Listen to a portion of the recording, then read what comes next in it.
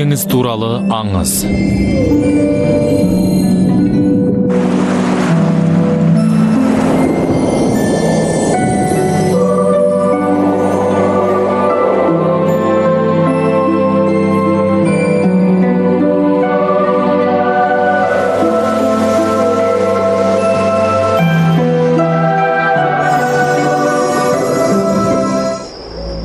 Жетінші бөлім.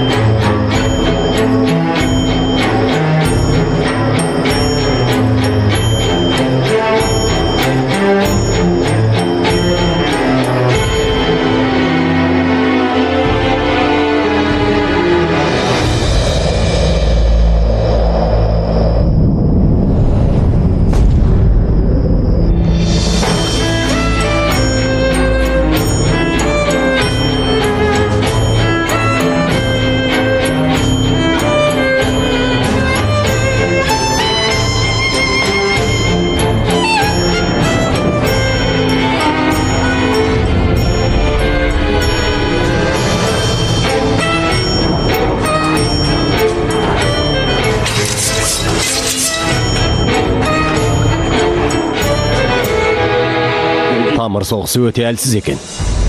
Буын сүйек пен бұлшық еттеріне зақым келіп, сол жерде қан үйіп қалған. Егерде ұйыған қан жүрекке жетсе... Егер солай болатын болса, не болады? Бір-екі күн ішінде жағдай түзелмесе өліп кетуі мүмкін. Ол құздан құлағаннан кейін біреулер оны соққыға жықты ма деп ойлаймын. Иә. Менің досым. Менің сүйген қызымды ешкімге білдіртпей, өзі жасырып қойып, қайтар жолда біреулер қастандық жасаған ғой.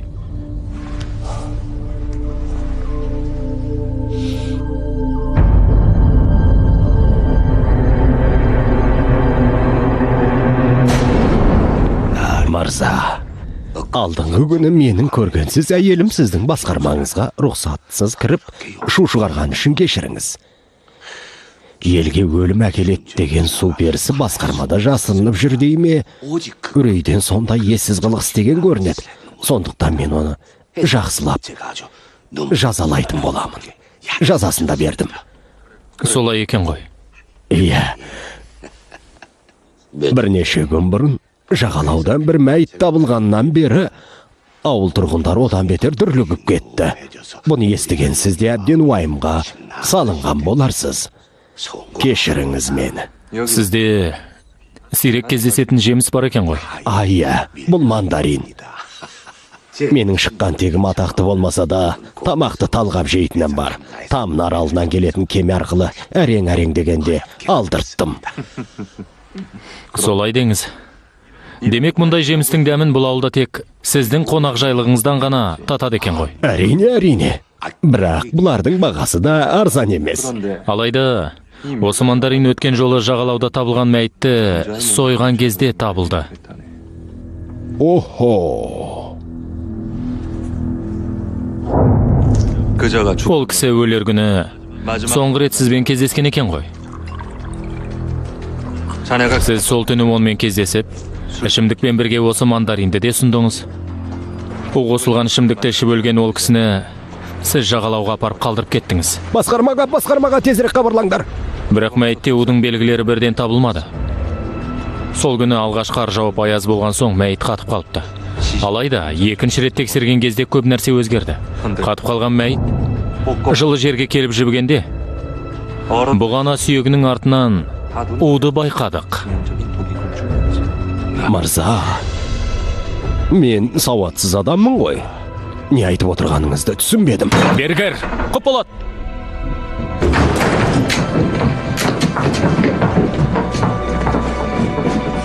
Яңсенгилдің ат қорасынан фугу балығынан жасалған улы сұйықтық табылды. Мырза, бұл әділетсіздік. Мен ештеңе де білмеймін. Бұл біреулердің маған қасақана істегені ғой. Мырза!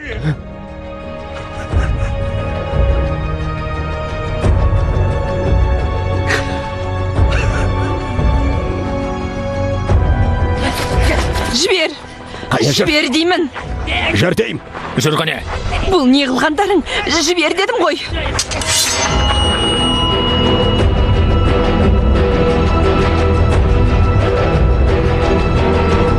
Егер Сехуа тірі болса, сені де тірі қалдырамын.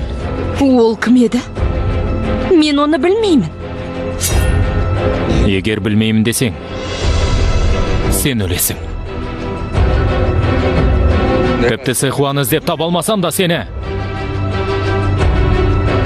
тап осы жерде өлтірем.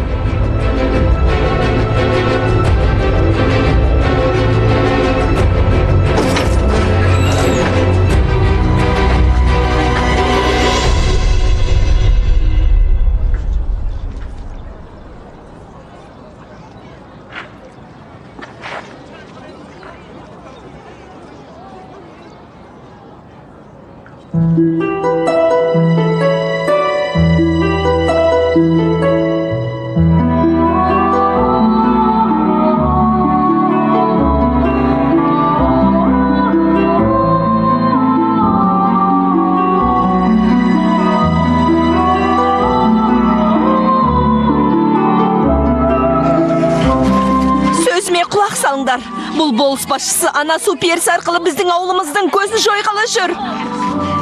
Нөсермен бірге дауыл әкеліп, ауыл адамдарының өліміне себеп болған су перісін құтқармақ ойы бар. Ал енді ойыңыз іске асар ма екен? Мына тұрған жұрттың ауыздарына қақпақ бола алар ма екенсіз? Ей,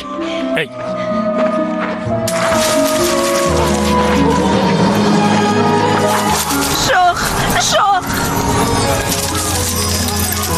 О, Құдайым! О, Құдайым! Әнжу! О, Құдайым! Менікі!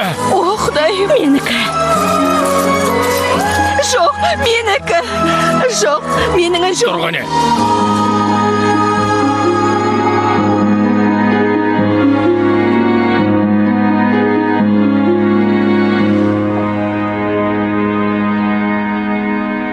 Кеш келгенім үшін кешір мені. Кешірші.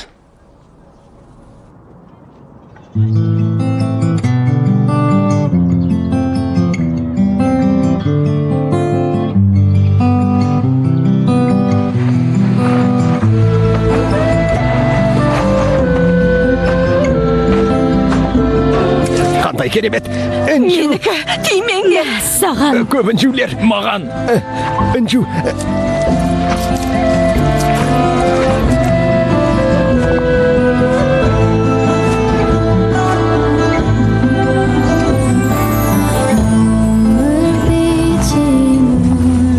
Сехуа, сен менің түсіндегі әңгімелерімді тыңдағанды ұнатушы едің ғой. Мені естіп тұрмысың? Түсімде сен екеуміз қайта өмірге келіппіз. Қайта кездесіп бірге болыппыз. Сен сонау алыс теңізден мені іздеп келген екенсің. Ал мен сені есіме түсіре алмасам да, ішімнен ұнатып жүріппін.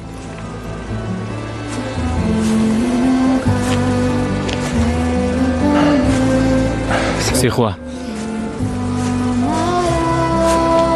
бұл әңгімемді әрі қарай тыңдағың келмей ме?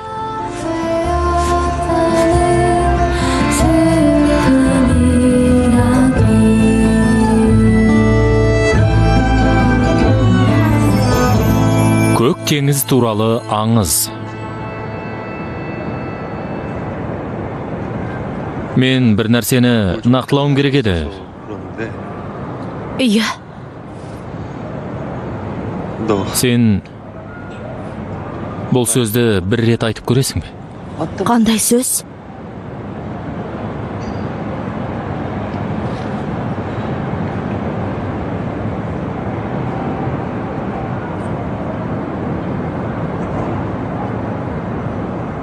Сені сүйем.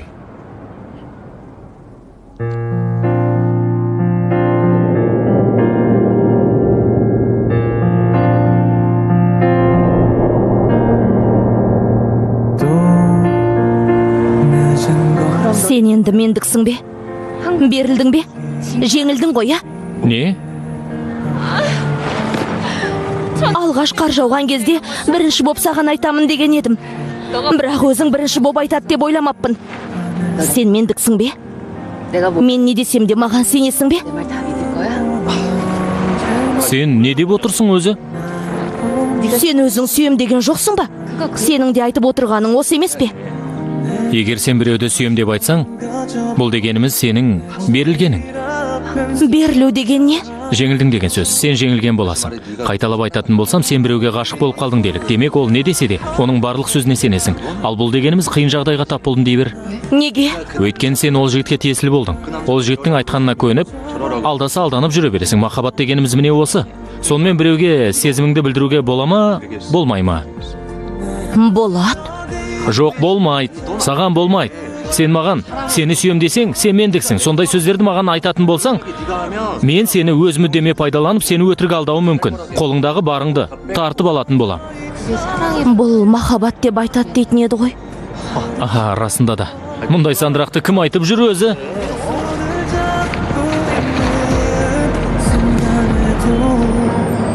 Бір жақсы адам. Кім? Жігіт пе? Иә, жігіт. Жігіт пе? Ол есер соқ екен ғой. Есер соқ деген не? Есі дұрыс емес, жынды деген сөз. Саған мұндай сөздерді айтқанына қарағанда, қатын құмар біреу болғаны ғой. Бұл айтып тұрған сөздердің бәрі дөрекі сөз ғой. Иә, сен мұндай оңбаған жігіттермен қыдырушы болмақтың ба? Ол сенің көңіліңді тауып, қамқор болып жүрмезі? Жаңбыр жауған күні қолшатыр ұстап келді. Жалғызсыраған кезде қолымнан ұстап көңілімді тапты. Қолыңнан ұстады ма? Қызды өзіне қаратып алу үшін бәрін істеген екен ғой. Рамионды деп пісіріп берді. Рамион дейді? Рамионды да бірге жедіңдер ме? Иә, жексұрын екен. Ол жексұрын емес. Ол жақсы адам. Ол сондай жақсы адам болған болса, онда неге оның емес, менің жанымда жүрсің? Және арамызда түсініспеушілік болмас үшін саған нақтылап айтайын. Жаңа мен саған сені сүйем деген сөзім, сені шынымен де сүйем дегенім емес, саған қайталатайын деген. Мен бір нәрсені нақтылауым керек болған соң, әлгі... Сені сүйем.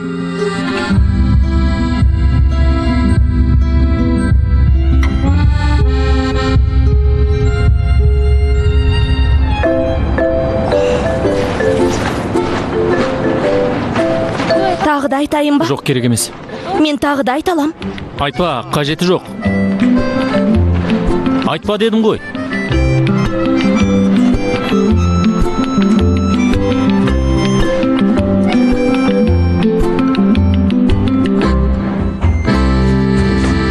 Қайдан келе жатсыңдар? Шаңғалаңнан. Бұл екеуіңнің кездесуің бе? Қайдағы кездесу? Мына қыз қарды көрмедім деп мазамды алған соң, апарып қайттым. Бұл енді кездесу емей немене? Солай емес пе, Тео?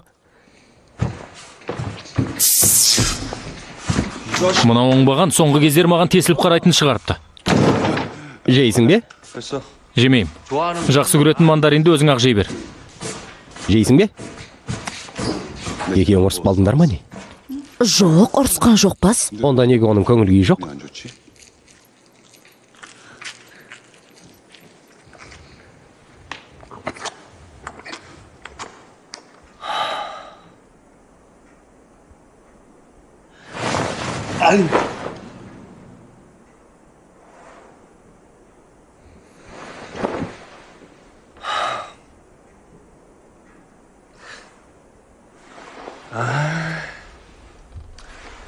Ей, жоғардағы көрші. Ей! Не?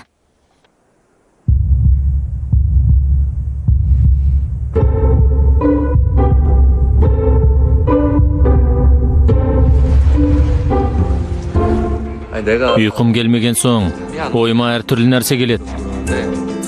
Сен онымен әлі кездесіп жүрмісің? Кіммен? Кім болушы еді, әлгі Рамион қайнатып берген жігіт. Онымен әлі кездесіп жүрмісің дейм.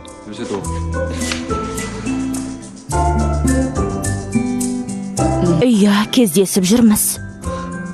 Кездесіп жүрсің бе?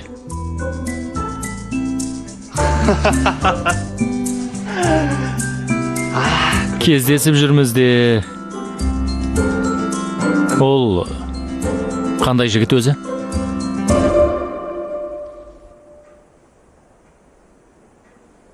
Өзі өте сымбатты. Көздері де мөп-мөлдір. Қызға ұқсап қалған жігіт десеңші. Әсіресе сондай жігіттерден аулақ жүру керек. Әп-әдемі жігітті не істейсің? Мұндай жігіттер ішінен не ойлаған білмейсің.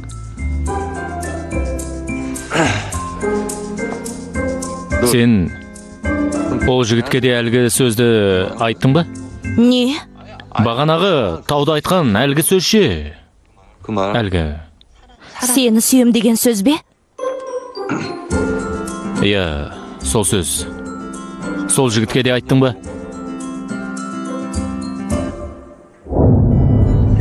Сені сүйем.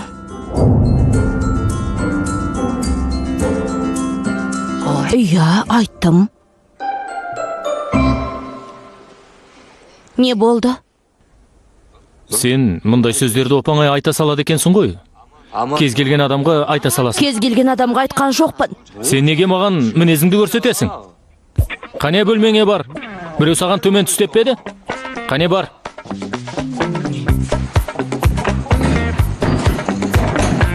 Бірақ осылай болғаны дұрыс болды ма деп ойлаймын.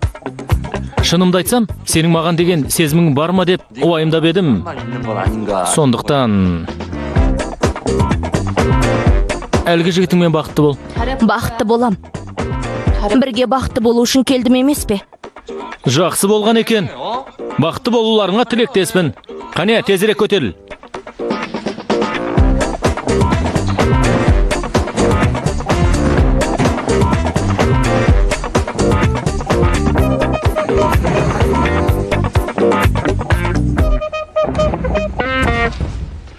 Бірге бақытты болу үшін келдім дейді. Онда неге мұнда жүр?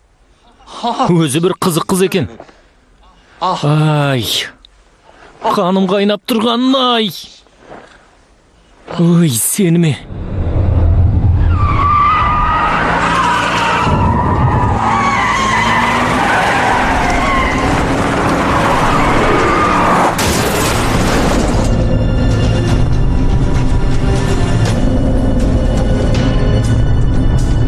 Сехуа! Сехуа! Сехуа!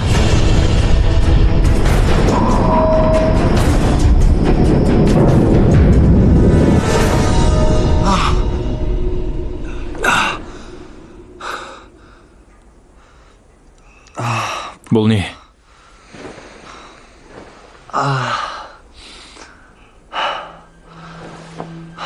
Бұл қандай түс болды екен?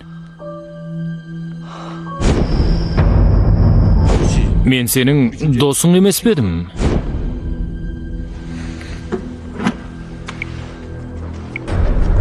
Нам жүргізуші.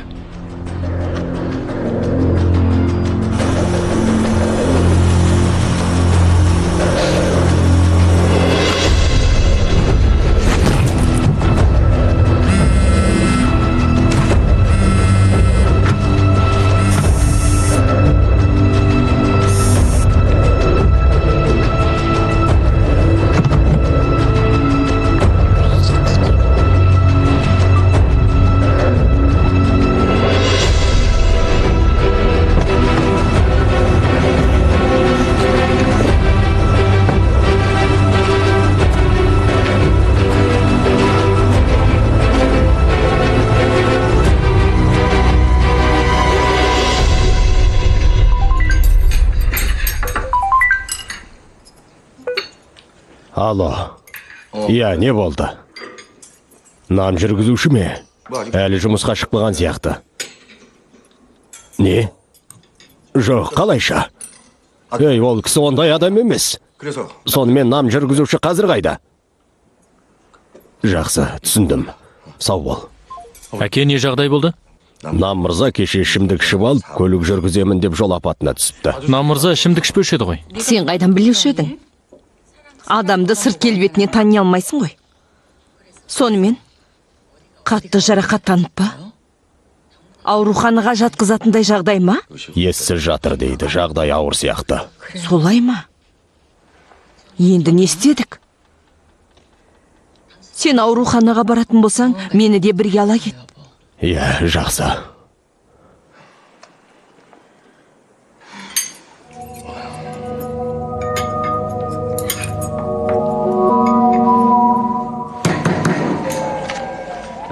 Ей, осымен 3 ай болды. 3 ай бойы Мадайон оңбаған бізді жынды қылып жүр. Ал қазір оның қайда жүргенін де білмейміз. Марқұмның я ақшасы, я құнды заттары жоғалған емес. Ол ауданның тиісті полиция бөлімшесінің қызметкерлері ізін суытып кеткен борышкерлерді жақтап отырған сияқты. Жәбірленушінің өзім қор болған соң кек алған шығар. Егер біреудің кек алғысы келген болса, алдын ала жоспар құрып қылмысын істер еді ғой. Бірақ жасаған қылмыстың уақыты мен орнын қараңдар. Қылмыс тапа-тал түсте, сағат 3-те жасалды. Егер тап сол уақытта өткен кеткен адам болғанда, бұл жағдайдың куәгері болар еді. Бірақ бұл жоспарсыз аяқ асты болған қылмыс. Мадайон өз ашуын бақылауда ұстай алмайтын науқас емес пе? Соңғы кездері ашуын билей алмай жүрген адамдар аз деп педіңіз? Бұл қылмысты кәсіпқой маманның істегені көрініп тұр. Өте таза істелінді. Бұл әрқашан кісі өлтіріп жүрген адамның ісі. Бірақ бастықтар біздің бұл іске араласқанымызды қаламай отыр ғой. Түрмеден қашқан қылмыскер тағы да осындай қылмыс істеді десек, бізді одан арман сөкпей ме? Ей, қазір осы маңызды ма? Онда сен үшін не маңызды? Сен онанда ауданына барда әлгі жалған құжат жасап жүрген оңбаған ұстап әкел. Бақылау камерасының бүкіл жазбасын өшіріп қашып кетті емес пе? Бірақ алдымен Мадайонды қолға түсірек, содан соң оны ұстаймыз. Ол оңбаған әбден қанымды ішті. Әлі түрмеде шірейді. Әлгі океанариумның әйел қызметкерлері Йоңдың полиция тергеушісі сондай сымбатты жігіт екен деп тіпті жанкүйерлердің клубын ашпақ болған екен. Бірақ сенің мына түріңді көріп көңілдер қалып қалған сияқты. Неге көңілдер қалады? Жалған құжатпен жүрген әлгі оңбағанның өзі маған ұқсайды емес пе? Анжин Жунды әлеуметтік желден қарасақ, ол бүгін оқушылар даярлайтын семинарға барады екен. Жазушылармен әңгіме, вип шақыру билеті, халықаралық орта мектеп білімге ынталық. Семинар сағат 3-те басталады. Ол үйінен сағат 2-де 2:30 аралығында шығатын сияқты. Олардың жүргізушісі бүгін демалатын күн. Ал Анжин Жунның өзі көлік жақсы жүргізе алмайды. Сол кезде Тео оның ағылшын курсы үйірмесіне қоңырау шалғандай болып көңілін аударатын болады. Иә, мен Элизабеттің анасымын. Не, шынымен бе? Менің қызым ағылшын тілінен шешендік өнер сайысынан бірінші орын алды дейсіз бе? О, құдайым ау!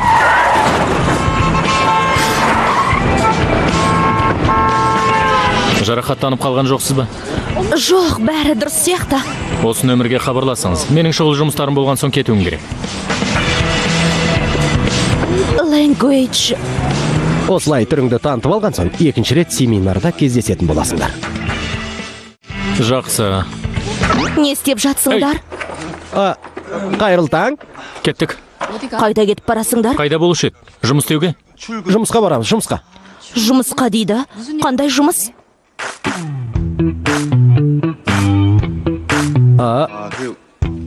Біз істеп жүрген жұмыс... Нақты айтатын болсақ, адамдарды түзу жолға салу ісімен айналсамыз. Оларға өздерінің қателіктерін түсіндіруге көмектесеміз. Өйткені заңсыз жинап терген ақшаларын қайда жұмсарын білмейді екен. Байлықтарын заңнан жасырып жүрген адамдарға біз керекті жазасын береміз. Кейін олардың байлықтарын бөлеміз. Әрине, мемлекет үшін. Иә. Мемлекеттік қызметкерсің бе? Теледидарда мемлекет үшін жұмыс істейтін адамдарды мемлекет қызметкер деп атайды ғой? Мемлекеттік қызметкер емеспіз. Мемлекеттік қызметкерлердің бәрі ел үшін еңбек етеді емес пе? Хожунже, сонда сенің жұмысың мемлекеттік қызметкерге қарағанда жақсы жұмыс болғаны ма? Солай десе де болады. Хожунже, солай болатынын біліп едім.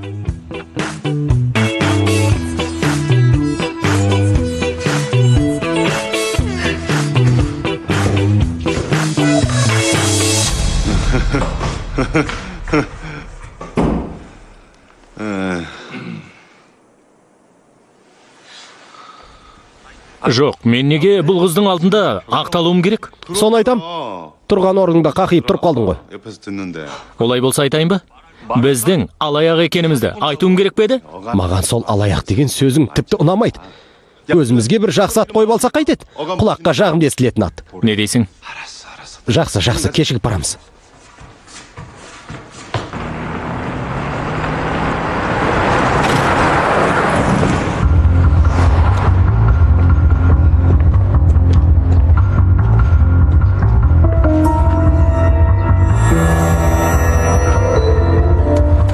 Мынау не? немене? Мына үйді тексеріңдер.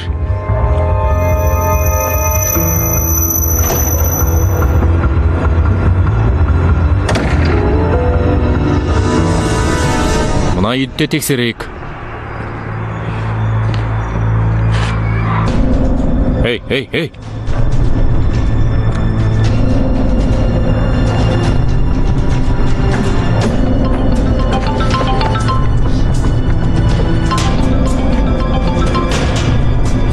Мадайон! Ей, оңбаған! Ей, тоқта! Жолдан былай кет!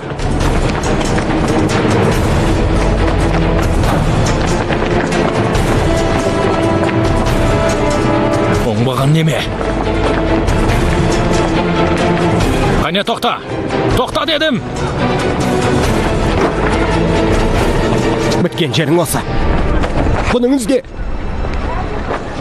Қап! Мә, жақсы екен. Күннің суығын-ай.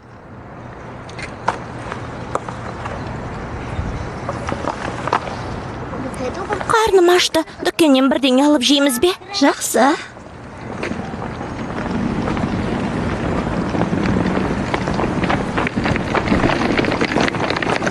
Ей, Сойюна, сен жалдамалы пәтерде тұрасың ғой, иә? Сонымен Менің анам жетім балалар біздің мектепке келгелі бері ауданымыз нашарлап кетті деді.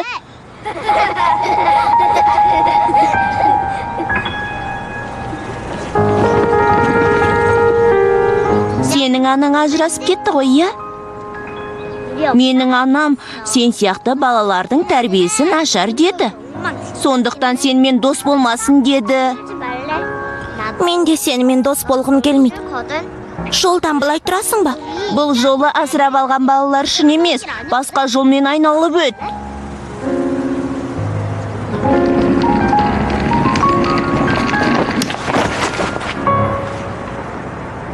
Ей, Ей! Сен мені итердің бе? Мен итеруге қалай дәтің барды? Сені ме?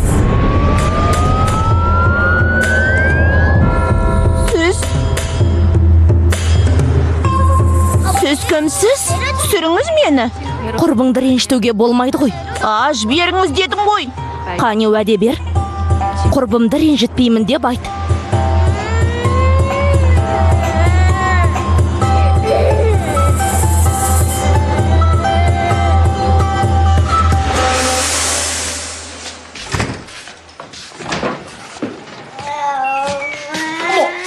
Апа! Құдайым-ай, саған не болды? Апа! Элизабет, саған не болды деймін? Қане жүр. Көлігі әлі үйінің алдында тұр.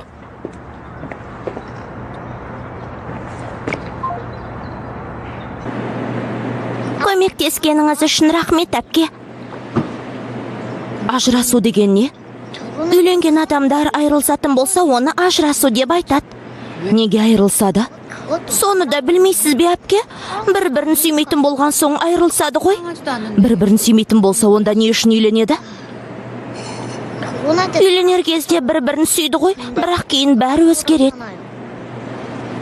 Менің ата-анам да мен бала кезімде бір-бірін сүйген шығар, ал кейін бәрі өзгерген болар. Бәрі де өзгерді. Адам неге өзгереді?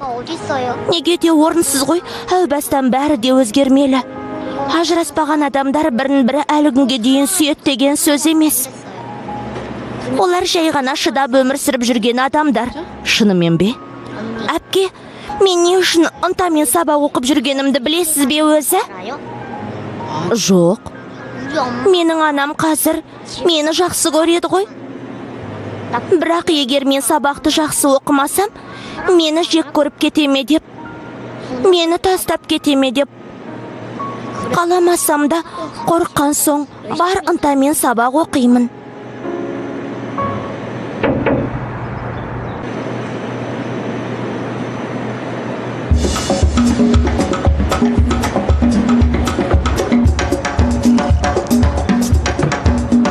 Кеттік.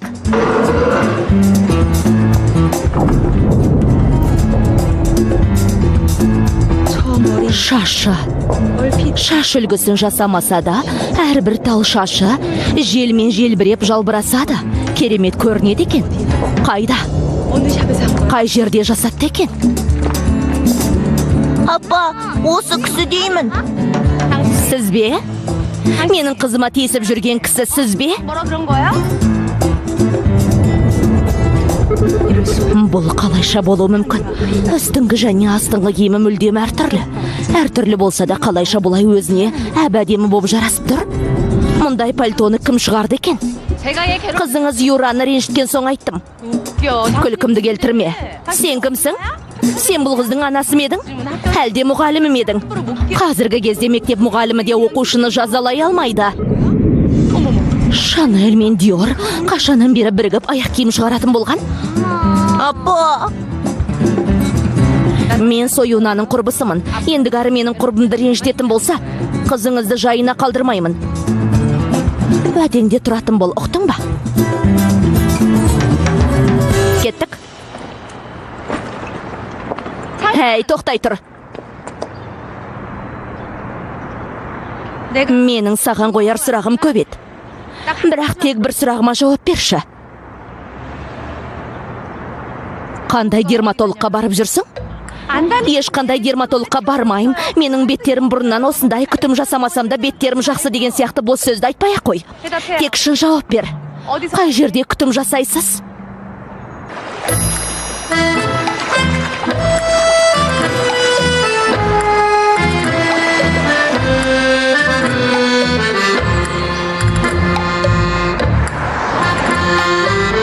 Сеулде емес, өте алыс жерде. Бәсе, солай екенін біліп едім. Шетелге баратын көрінеді ғой. Құдайым, айтым құрса, қай ел екенін айтсаңшы. Не болды, неге келмей жатыр? Сағат 3-тен асып кетті емес пе? Соны айтам, қызық екен. Көлігі орында тұр. Ол бір жаққа барып қайтқан сияқты.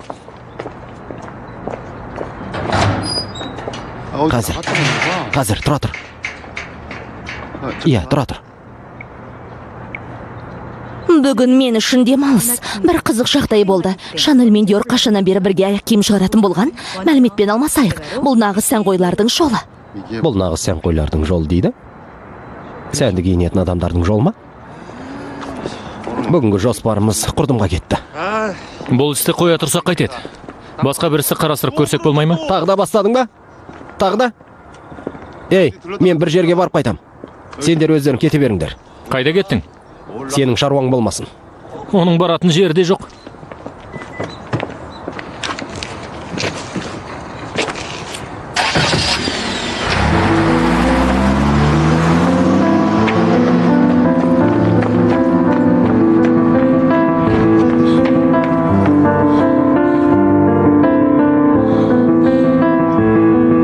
Мүмкін емес.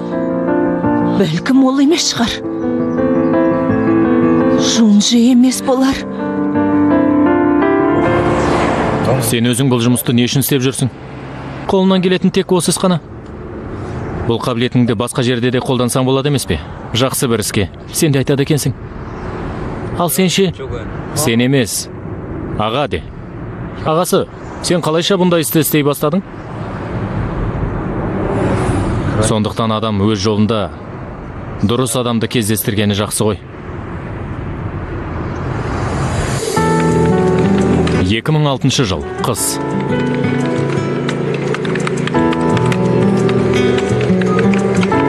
Анамды іздестіріп жүрмін.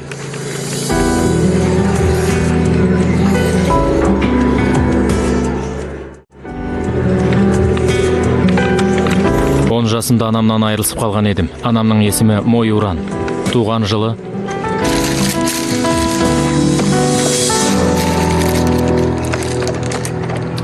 Кеңседе жөндеу жұмыстары әлі аяқталмаған еді. Әйтпесе сол жерде сөйлесетін едік. Ал мұнда... Сіз шынымен де менің анамды іздеп таба аласыз ба? Анаңның туған жері Чунгбук ауылы, Жайчон ауданы ғой. Анаң дәулеттер атақты отбасынан шықты ғой. Ата-анасы қайтыс болғаннан кейін кепіл құжаттарына қол қойып, үлкен қателік жасап, қолдағы бар байлығынан айырылып қалды ғой. Иә. Сіз бұны қайдан білесіз? Қайда білушем? Бұл менің жұмысым емес пе? Менің анамды қалайда іздеп табыңыз? Бірақ білесің бе, анаңның қайда жүрген туралы ақпарат жоқ. Уақытша тұрып жатқан үй қайда екені белгісіз. Анаңның қайта тұрмыс құрды ма жоқ па, ол туралда мәліметтері жоқ. Бұл көп қаражат талап етеді. Қаражат па? Иә. Қазір 1 минут.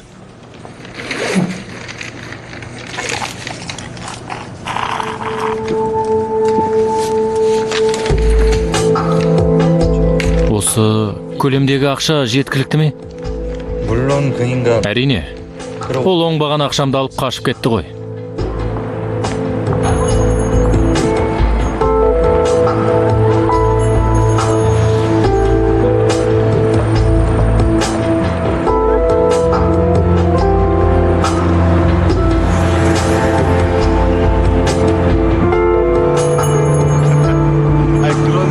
Ал ол жағын көп уайымдай бермесеңіз де болады. Мен өзім міндетті түрде сізді іздеп табам. 1 аптаның ішінде сізге хабарласам. Иә. Тағы да ақша керек болып жатса, әрине. Өй, алаяқ неме? Өй, Апай, бұл адам алаяқ. Бұл кісіге ақша бермеңіз. жоқ, олай емес. Ақшамды қайтар дедім. Ей, жібер. Ақшамды қайтар. Жібер деймін. Ей. Сен ол жерде мен қанша күн күттің өзі? 15 күн. Ей. Сен өзі менімен бірге жұмыс істегің келмей ме? Маған сен сияқты табанды жігіттер ұнайды. Сен анаңды 100 күн іздеп 10 000 шақырым жүргеннен еш пайда жоқ. Бар болғаны аяғың ауырады. Тек ақша болса ғана анаңды іздеп таба аласың. Ақшаң болмаса не істейсің? Ақшаны ақшасы көп адамдардан тартып алу керек. Не? Қаржылық тиімділік жағынан қарайтын болсақ, осы қабілетпен ақ байларды тонаған тиімді емес пе? Оларды тонасақ та полицияға мәлімдей алмайтын заңсыз жинаған талай қаражаттар бар ғой. Тек анамды іздеп тапқанға дейін осы іспен айналсам. Анама үй алып бере алатындай ақша жинағанға дейін. Осы қабілетпен ақ байларды тонаған тиімді емес пе? Қаржылай тиімділік жағынан қарайтын болсақ.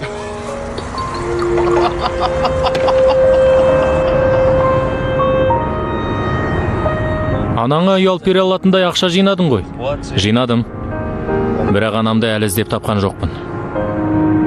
Намду да анамды іздеп табу үшін қолынан келгеннің бәрін істеген еді. Сонда да анамды іздеп таба алмадым. Қайда жүргенін ешкім білмейді.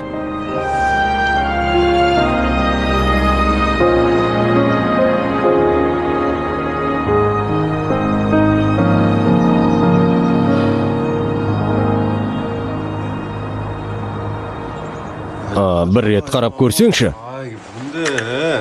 Бұл не тағы? Бұл бір адамның түскен ренгені ма, жоқ басқа ма, көрш? Бір адамның түскен ренгені. Солай ма? Иә. Мына аяқтың сүйек құрылыммен сынған жері арқылы білуге болады. Міне қара. Асықты жілік пен кіші жілік сүйегін қарасаң құрылысы бірдей. Мына жерден сынғаны көрінеді. Ал мына жері жазылған түрі. Тоқта. Не болды? Мына жерде сүйегі бітті ғой, бірақ ісігі әлі қайтпаған сияқты. Әдетте ісік қайтқан соң сүйек бітуші еді, ал мұнда керісінше алдымен сүйек бітті. Бұлай болушы ме еді? Түсінбедім. Аға, мынаны айтшы. Қанша уақытта сынған сүйек толық бітеді? Қанша уақыт керек? Бұл енді жағдайға байланысты ғой. Әдетте 12-16 апта уақыт алады. Сүйек сынбай жай шытынағанның өзінде гипспен 3-4 апта жүру керек болады. Бір аптаның ішінде мына сынған сүйек бұлай бітті десекші. Ей, бұл ақылға қонат деп едің? Иә, бұл ақылға қонбайтын жағдай ғой. Болды, кет. Менің істейтін жұмысым көп. Не? Қорқытпашы. Ол қыз шынымен де зомби шығара? Жоға?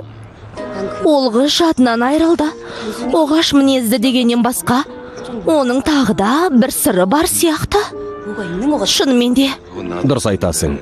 Мен де солай ойлаймын, бірақ оның қандай сыры бар екен түсінсем бермасын.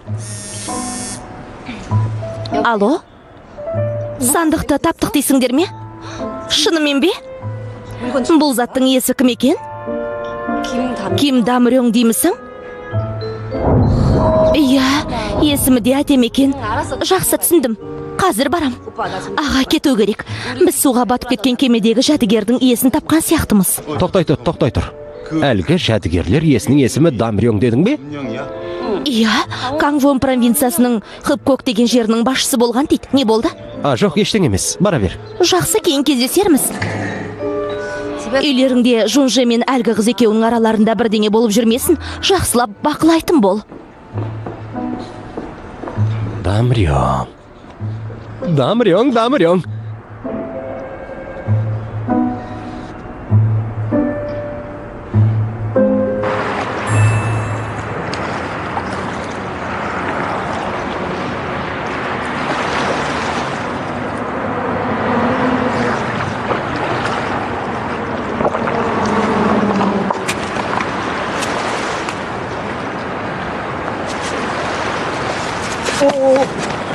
Ей, Не істеп жатырсыз?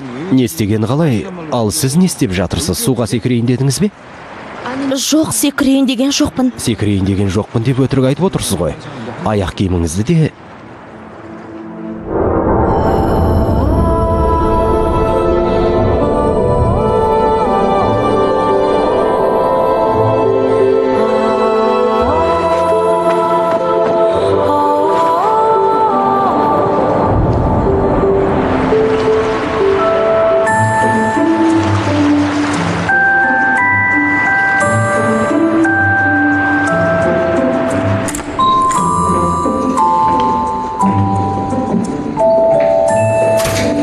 Отырыңыз.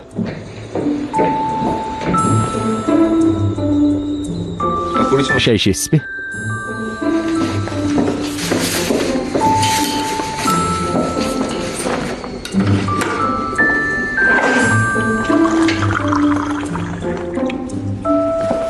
Ыстық, абайлаңыз.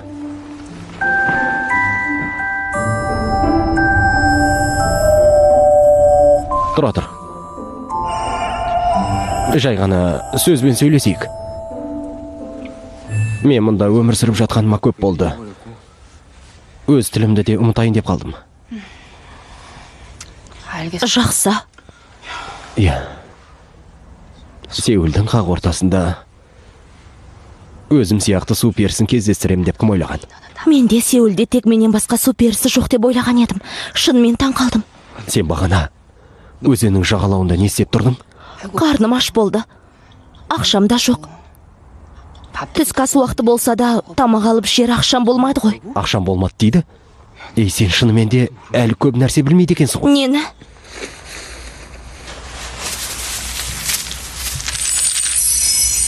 Мына үнжулер туралы ештеңе білмедің бе? Бұл біздің көз жасымыз емес пе? Мұны мен естейін дедің? Бұл осы жерде ақша болсан алады. Бұл ақша деймісің? Қалайша? Егер білмесең қаперіңде сақта. Бұны осы жерде ақша қылуға болады. Яғни аққан көз жасыңды міне бұлайша жинайсың. Бұл маған осы жерде өмір сүруге көмегін тигізді. Сол кезде жастарымды жинап алуым керек еді. Інжу қатты болған сайын бағасы да қымбат болады екен. Сондықтан бей-берекет жылай бермей, ботадай боздап жылауың керек. Өкіріп тұр жыла. Сұйық көз жасынан шыққан інжудің бағасы 20-30 мың вон. Ал қою көз жасынан шыққан інжудің бағасы 40-50 мың вон болады. Ең қымбаты қызғылт. Қызғылт түсті ме? Қуаныштан жылаған көз жасты айтамысың? Дәл солай. Бірақ мұнда жүріп білгенім қуанышты жағдайлар сирек болады екен. Мен бұл жерде тек бір-ақ рет қуаныштан жыладым. Рас айтам. Олай болса, алдағы күнді көбірек жылап, інжулерімді Хожунжеге берем. Хожунже деген кім? Жақсы бір адам. Ел үшін мемлекеттік қызметкерден де жақсы жұмыс істейтін адам. Мен жақсы көретін бір керемет адам. Ей, тоқта. Сен сонда бұл жерге қыдырып емес, жақсы көретін жігітіңе бола келдің бе? Ей, сен шынымен де ештеңе білмейді екенсің ғой. Сенің бұл жерде жүргеніңе қанша уақыт болды? Бір ай. Саған ұнайтын жігіт айтам, ол да сені жақсы көре ме? Әлде тек сен ғана оны жақсы көресің бе? Әзірше тек мен ғана оны жақсы көрем. Расында да сен не ойладың өзі? Сеулге келмес бұрын жақсылап ойланып барып келуің керек еді ғой. Қалайша мұндай аға тіске барып жүрсің, осындай жағдай болып жүрмесін деп келіп кетіп жүрген балықтардың барлығын айтқан едім. Суперлеріне махаббатқа бола бұл жерге келуші болмасын деген сөзімді жеткіз деп. Жоқ, естімедім. Бәлкім қайтып бара жатқан балықшылардың ауына түсіп қалған болар. Неге болмайды? Неге махаббат үшін құрлыққа келуге болмайды? Мені жақсылап тыңда. Сенің уақытың шектеулі.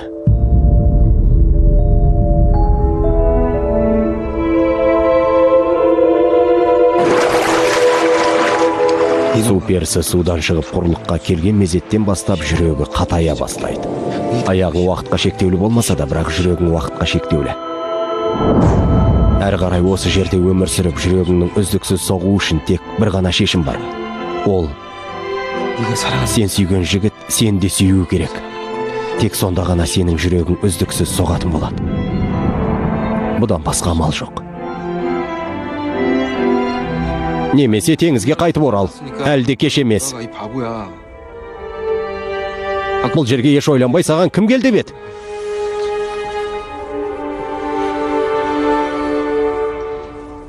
Бірақ сенің судан шығып, аяқпен жүрем деп шешім қабылдауыңа итермелеген қандай да бір жағдай болуы керек емес пе? Әлгі жігіт саған бірдеңе деп айтып еді? Сеулге кел деді. Бәсе, келген соң не істейміз деді? Кездесеміз деді ме? Үйленеміз деді ме? Дәмді мейрамханаға барамыз деді. Болды ма? От шашу көреміз деді. От шашу дейді?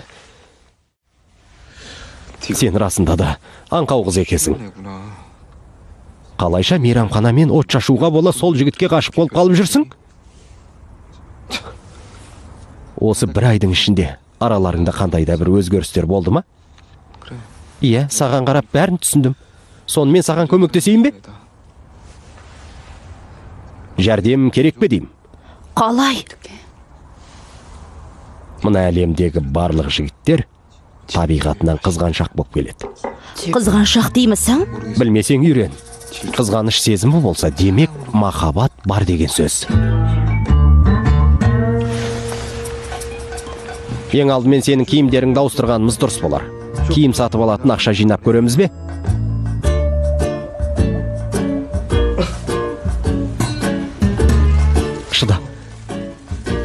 Шыда.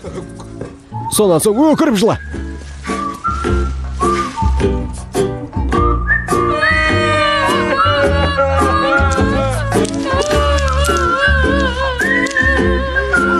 Енді жыла.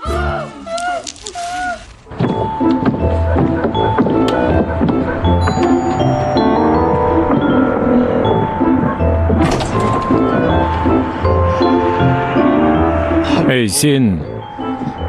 Сәлеметсіз бе? Сіз туралы көп естідім. Сіз кім боласыз? Есімім Ю Жон Хун. Қызға қамқор болуыңызды өтінем. Не дейсіз? Менің жаным... Не? Осы үйде уақытша тұрып жатқан естіп едім. Шыны керек, тек ерлер тұрып жатқан үй деген соң біраз уайымдаған болатынмын. Сізбен кездесіп көңілім жай тапқандай болды. Көңіліңіз жай тапты ма? Мен сіз ойлағандай жігіт емеспін. Ертең кездесерміз, жаным.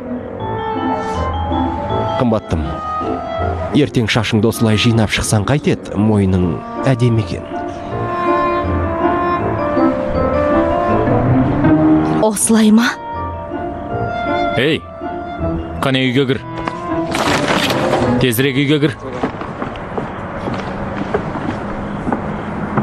Алдымен сен қайт. Жоқ, сен алдымен кір. Жоқ, сен бірінші қайт.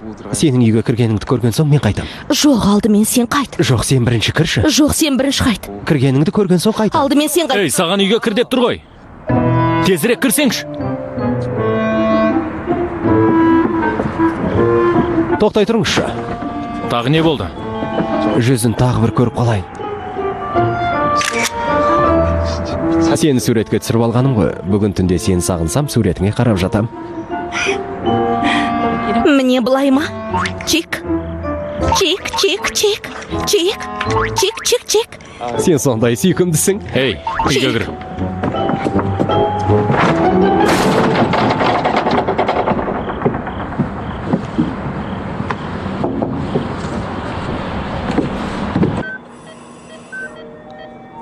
Бұл кісі ішімдік ішіп рөлге отыратын адам емес еді. Мен де түсінсем бұйырмасын. Екінші ұлымыздың әскерден демалысқа шыққан соңғы күні болған соң, бәріміз бірге кешкі асты үйде ішеміз деп келісіп қойып едік. Сол күні неменеге ішімдік ішіп анадай алыс жерге барғанын түсінбей қойдым. Бұл біреудің қасақана істегені сияқты. Олай болушы ма еді? Полиция бөлімшесінде ішімдік ішіп жол апатына ұшырады деді ғой. Қайта-қайта солай ойлайтын болсаңыз, өзіңіз қиналасыз ғой.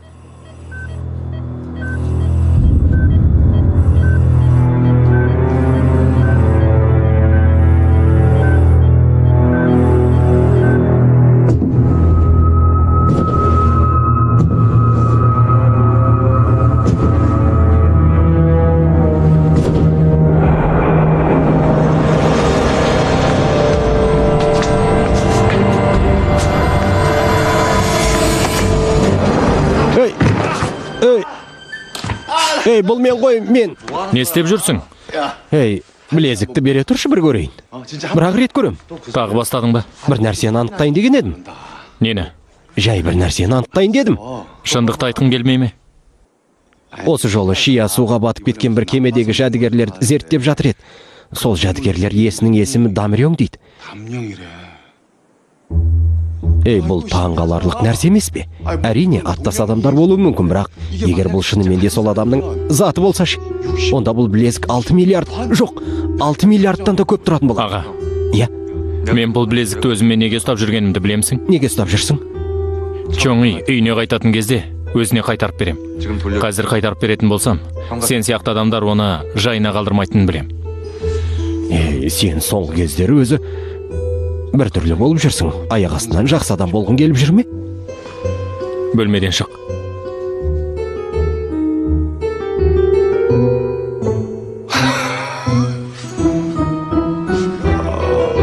Қожонже, сен мені қорқытайын дедің. Ұйықтай бер.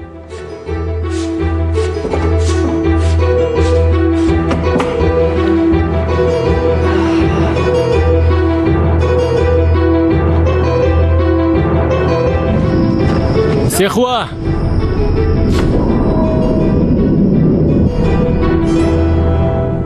Мына ақмақ қызды кездестіргелі бері бір түрлі жағдайлар болатын болды ғой.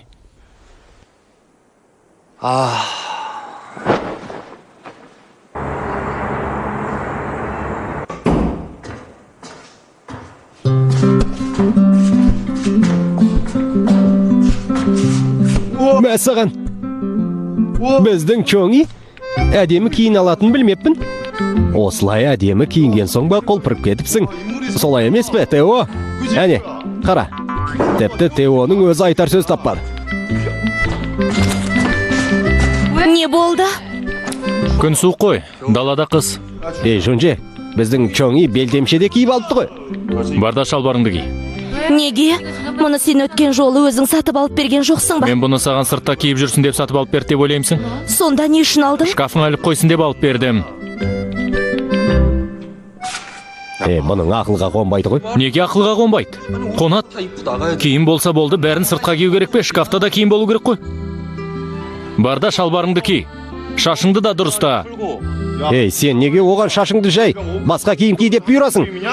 Бұл үйдің қожайыны мен. Сен де мына киіміңді ауыстыр. Сен не, Рудольф атты бұғым едің? Бәрің де менің сөзіме құлақ асатын болыңдар. Егер мен тыңдамасаңдар, кетіңдер.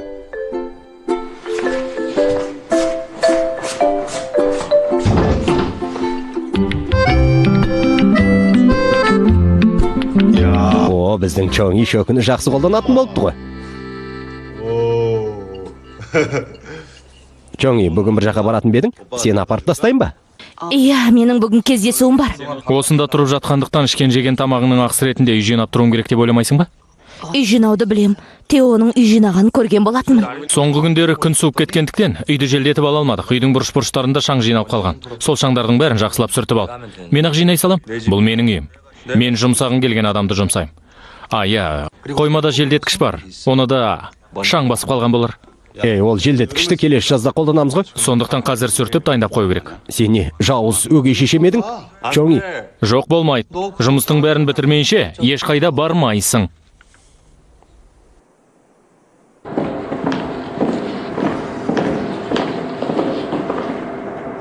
Не болды? Ұялы телефоным қалып қалыпты.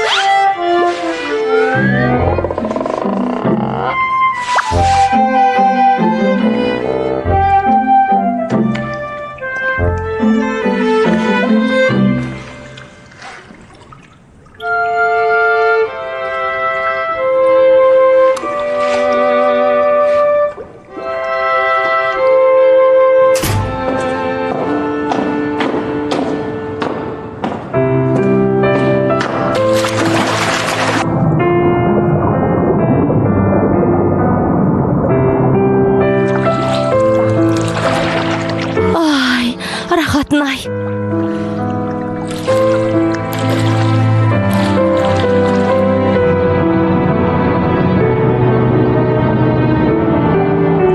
Неге суперлер барған сайын жойылып жатыр деп ойлайсың? Себебі біз өзгермейміз. Адамдар өзгереді, ал біз өзгермейміз. Сондықтан бізге опасыздық жасап жатады. Адамдар өзгере ме? Иә, өзгереді. Менің сүйетін қызымның да ойы өзгерді. Өмір бойы тек сені сүйіп өтемін деп уәде берген еді.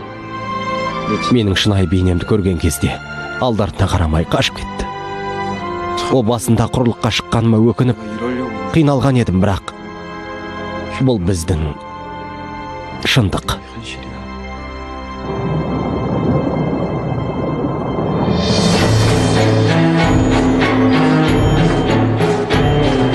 Жер бетінде бізді шынайы қабылдайтын бір адам жоқ. Сенің сүйемін деген жігітің де дәл сондай. Сондықтан есіңді жи да оған шынайы бейнеңді көрсетуші болма. Түсіндің бе?